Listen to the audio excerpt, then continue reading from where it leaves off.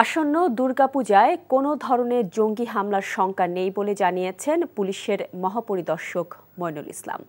সকালে ঢাকেশ্বরী মন্দির পরিদর্শন শেষে সাংবাদিকদের একথা বলেন তিনি। পুলিশ মহাপরিদর্শক বলেন, কোনো পূজা মণ্ডপে কেউ বিশৃঙ্খলা করার চেষ্টা করলে কঠোর হাতে দমন করা হবে। যে কোনো ধরনের নাশকতা মোকাবেলায় আইনশৃঙ্খলা বাহিনী প্রস্তুত রয়েছে বলে তিনি জানান।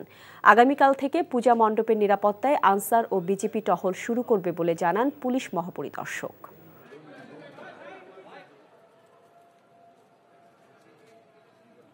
যে কোনো পূজা মণ্ডপে যদি কেউ শান্তি শৃঙ্খলা বিঘ্ন ঘটায়, যদি কেউ অপতৎপর চালায়, সেই ক্ষেত্রে তাৎক্ষণিক দ্রুত ব্যবস্থা নেওয়া হবে।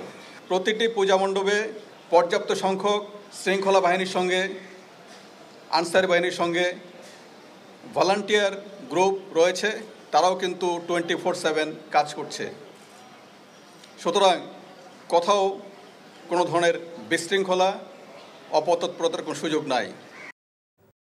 টাকা চুরির জন্য যদি আমার গলায় জুতার মালা পরাইতে হয়, তাহলে আমার শালীর সাথে প্রতারণা করার জন্য তোর ফাঁসি হবে।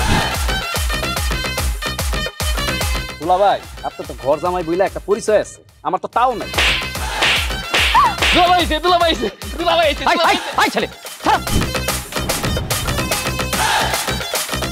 রাজনৈতিক ফ্যামিলির মেয়ে হয়ে ওই কাজ করবে। রক্তের নেশায় ধরতে, রক্তের নেশায়, কাঁচা রক্তের নেশায় ধরতে।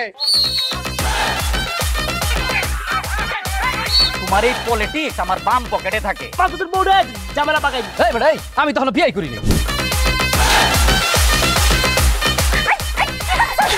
দুইটার আমি গুলি করে মারু। মাসুদরা কোনোদিন ভালো হয় না। আপনার পোশাক আশাক দেখে কিন্তু আপনার তালুকদার বংশের লোক মনে হয় না আব্বা, আপনার মনে হয় যে আপনি ফকির বংশের লোক।